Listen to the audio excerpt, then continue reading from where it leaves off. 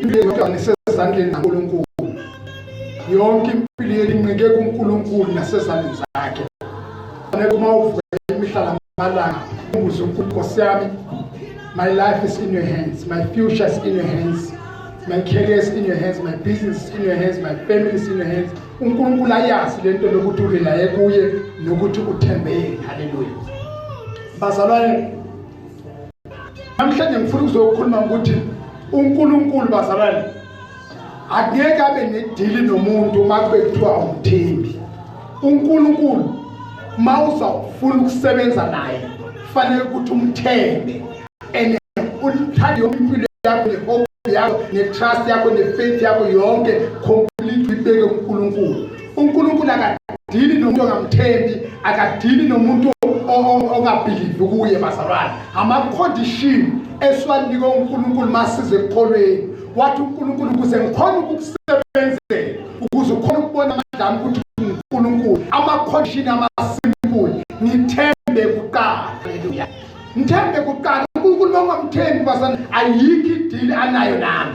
Bazalwane uNkulunkulu waprova 2000 years ago esiphambanweni ukuthi usithanda kangakanani. Makathatha indodana yakhe ayithandayo ayise esiphambanweni afike anikele ngayo, wayeprova uthando kimi nawe ukuthi usithanda kangakanani. Namhlanje ngenxa ye-stress esaround sona bazalwane, i-stress ye-coronavirus, i-stress somsebenzi, whatever, senza ukuthi i-stress lesesikhohle ukuthi sinomuntu osilwelayo, sinomuntu uNkulunkulu ezimpini zethu. Thina sizilweli, yena nguye ozilwelayo. Bazalwane thina ngibona impela into ukuthi i-enemy into ayithanda kuyenza kithi bazalwane, he want to steal our faith and want to steal our belief. Once the enemy yatshontsha i-faith yakho, because incwadi kaJohn chapter 10 John chapter 10 uJesu the enemy coming to steal what? Yini uSathane kahlathi into ayitshontsha kithi bazalwane? He steal our peace bazalwane, he steal our joy. And then we cannot rest, we cannot have peace, we cannot have joy. Why? Because the enemy stole this thing from Githi bazalwane. And bazalwane lalela, enemy kuzibe khona success, ikhona ukutshontsha i-peace yakho ne-happiness yakho. Fanele kuqala ikubonise kube ngathi uNkulunkulu akekho ngasesayidini lakho. Haleluya. Okwenza ngathi ufile ngathi uwedwa kule ndawo. Bazalelana, iwari yenza ukuthi umuntu azakhohle ukuthi uNkulunkulu. Iwari yenza ukuthi ubelieve ubheke yonke into obhekene ukuthi lento ngeke iphinde ilunge, lento ngeke ngiphinde ngisakhona ukuyikhona, because iwari yenza njalo. Bazalwane ithini ngitshele into iwari yenzayo. Iwari yenza ukuthi sithembe uSathane ngaphezulu kaNkulunkulu. Iproblem yewari lekho because usuke mesobona ngathi uSathane unamandla kwedlula uNkulunkulu, or isimo obhekene naso sinamandla kwedlula uNkulunkulu. Sikhohle bazalwane ukuthi uNkulunkulu wathi izimpini zethu singakhona ukuzilwa yena uyasilwela. Bazalwane uNkulunkulu wamhlula uSathane, and njengoba uNkulunkulu wahlula uSathane kusho ukuthi nathi uSathane sinamandla ukumhlula. But uma unewari and iwari suicide trust ukuthi ungasathemba uNkulunkulu, bese ubona ngathi uNkulunkulu manje uSathane sengaphezulu kaNkulunkulu, uzubona ngathi even noJesu amandla akhe angaphansi kwaSathane, and ngeke kwenzeke lokho bazalwane. Haleluya. Bazalwane into efuna sikhumbule uNkulunkulu ustill useseyibhoss yezulu, uyibhoss yomhlaba. Whatever yenzeke emhlabeni iBhayibheli lithi lo mhlaba lo ungekaJehova nazo zonke izikhona emhlabeni ezikaNkulunkulu, still God is in charge whatever yenzeke empilweni zethu. Haleluya. Amadimoni ngeke abe phezulu kaNkulunkulu, ukugula ngeke kube phezulu kaNkulunkulu, istress ngeke sibe phezulu kaNkulunkulu. Uthi uPeter, 2 Peter chapter 2 verse 6, uthi uPeter fanele sithembe uNkulunkulu because our God will never disappoint us. Lala lilizwi lelo. uNkulunkulu esimasimthemba, he will never disappoint us. But ma ungamthembi uNkulunkulu akalandaba ma ungamthembi ukuthi uba disappointed kanjani, because vele awumthemba, akanadili nawe, akana covenant nawe, into ezakune covenant because you don't trust him. Incwadi kaJohn chapter 2 verse 25 ithi whatever you lost during coronavirus, abanye niluze umsebenzi, abanye niluze isikhathi, abanye niluze ini, ithi iBhayibheli enye nenye into olahlekelwe yiyo, ithi iBhayibheli God will pay back. And if I back, not paying, uzayibhatala back twice.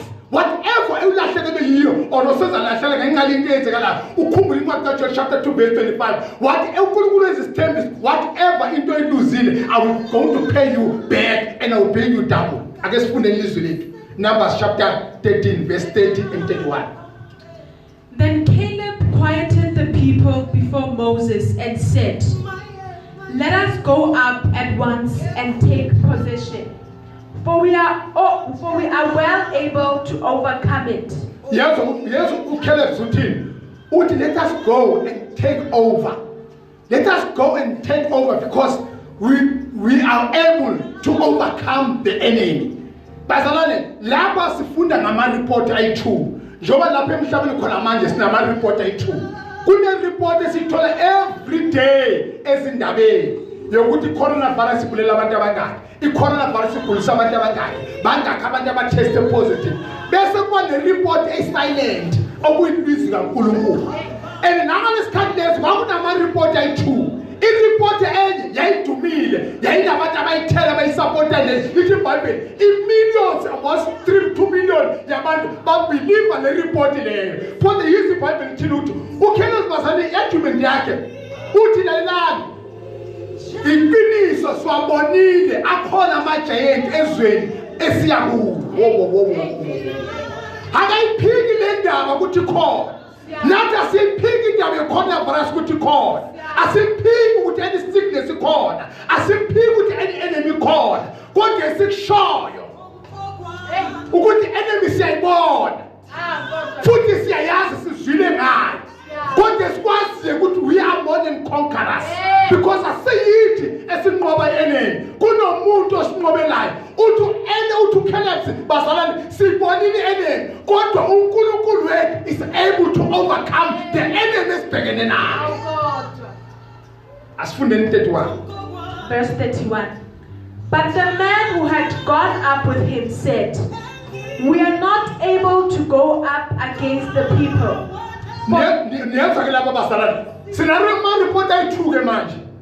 Kunabantu abathi sizawukhona, kunabantu abangeke sikhona. Nasemhlabeni lasiphila khona kunjalo. Kunezinto esifeyisana nazo, kube nabantu abathi kuwe ngeke uyikhona le nto le, nami yangihlula.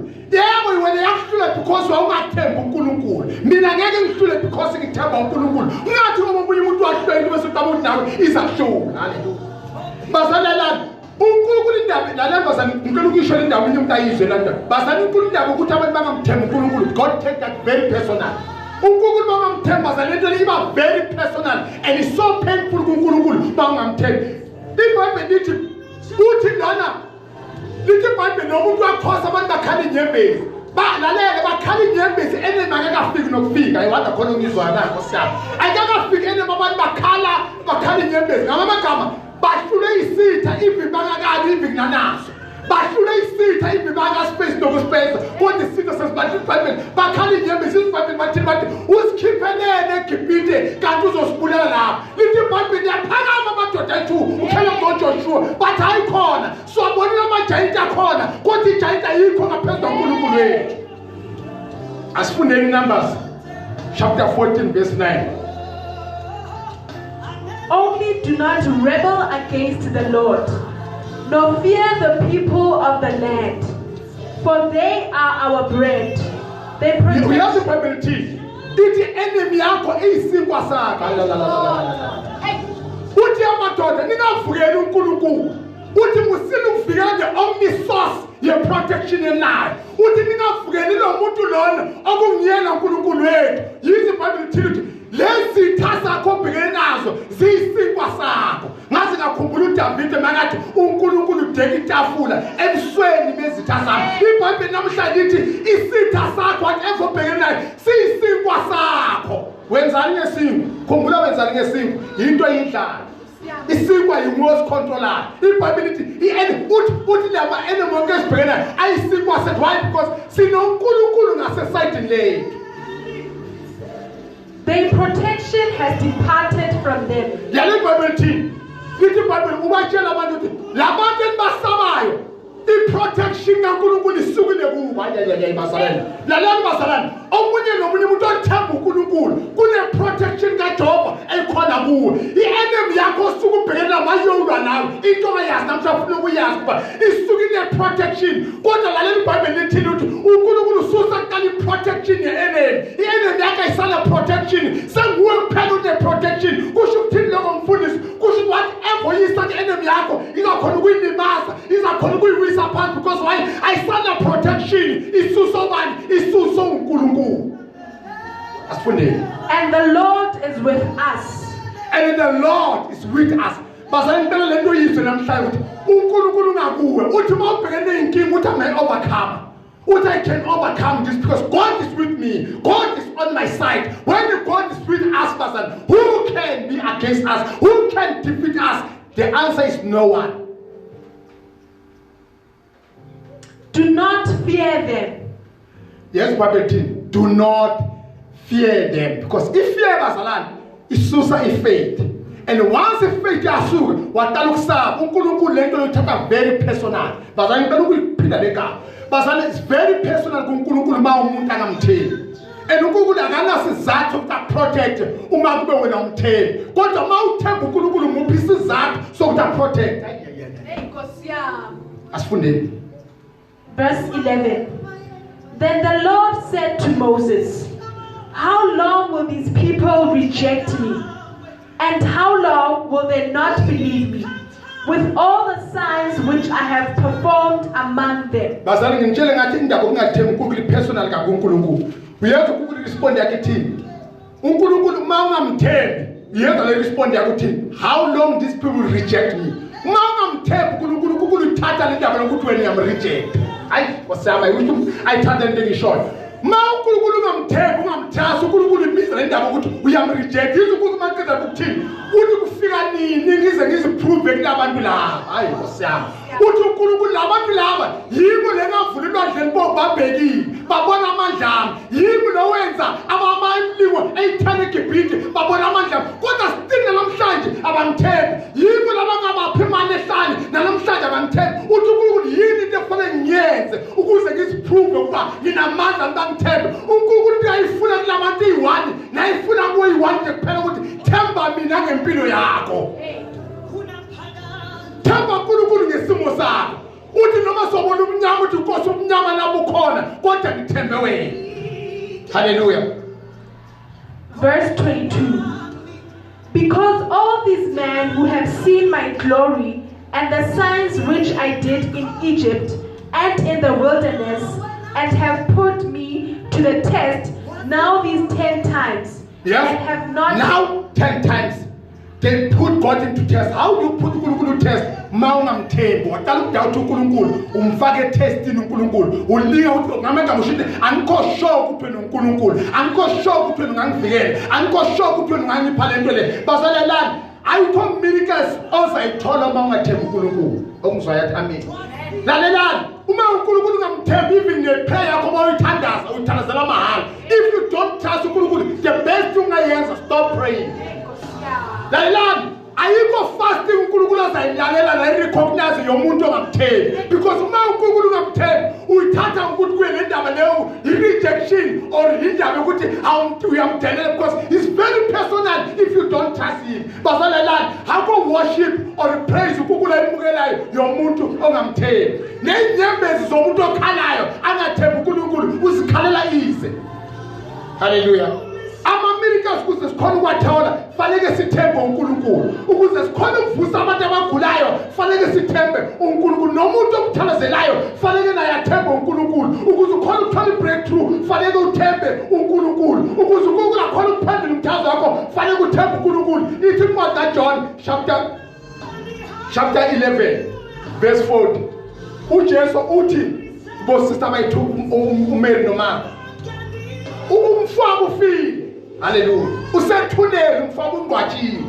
uJesu ovusa abantu abafile, ovusa izinto ezifile, ovusa isimo esifile, ovusa inhliziyo ezifile, ovusa unemezo ofile, ovisa ikhaya yabantu ezifile. Anginandaba yini efile, kodwa wathemba uNkulunkulu, waletha uJesu noma ngabe yini efile kuwo. uJesu unamandla okuyivusa only umuntu omthembayo. iBhayibheli lithi yithi Jesu uthini ku before avusa umfana uyababuza niyangithemba na niyangithemba lalo bantu azothini only abantu abangithembayo yibo abazawubona ama-signs ne-miracles ne-power kaNkulunkulu baba lalelani kusho ukuthini lokho kimi nakuwe kusho ukuthi there's no uNkulunkulu singamthembi there's no sisasele doubt kuNkulunkulu hakho signs hakho miracles hakho healing esayithola because uNkulunkulu dila phela ngomuntu omthembayo uNkulunkulu ufuna ukuthi umuntu umthembe mangamthasa uNkulunkulu akanadili nawe haleluya basalelani ayikho problem engaphezulu kaNkulunkulu nomntwana kaNkulunkulu themba uNkulunkulu makune trouble themba uNkulunkulu ngetrouble yakho makune problem ayikho problem endlula uNkulunkulu ayikho challenge endlula uNkulunkulu asikho isifo sidlula uNkulunkulu asikho storm esikaphezulu kaNkulunkulu nenye into themba uNkulunkulu ngayo uNkulunkulu uzakulwela muyo kodwa nenye into doubt uNkulunkulu ngeke akulwela ake ngiyiprove indaba sengivala ithini iprove kancanyana iBhayibheli lisitshela ngoDavide owalwa nelayon nebhele uDavide ithi iBhayibheli uDavide makalwa nelayon nebhele wayesenza igama the Lord is my shepherd namhlanje Jesus is our savior uDavide uya kubhele athembe uNkulunkulu linamandla kodwa bakhona ukuhlula umfana omncanyana because wayethembe uNkulunkulu lithi iBhayibheli same Davide lo makalwa negiant enkulu eyayisatshwa abantu abaningi anginandaba ukuthi izinto sisatshwa abantu abangakanani ekhantini lithi iBhayibheli kwakunzima basalana eJerusalem bonke abantu bathukile basaba for 40 days kungekho umuntu ofuna ukuphumela ngaphandle basaba uGoliath lithi iBhayibheli waphambi komfana omncanyana wathi angisi kuwe Goliath ngamandla ami angisi kuwe nge-experience yami ngoba nginayo experience namandla anginayo kodwa ngiza nomuntu onamandla kodwa yena lo muntu loyo igama lakhe uJehova wathi noma ngabe ugabuthi mina ungangihlula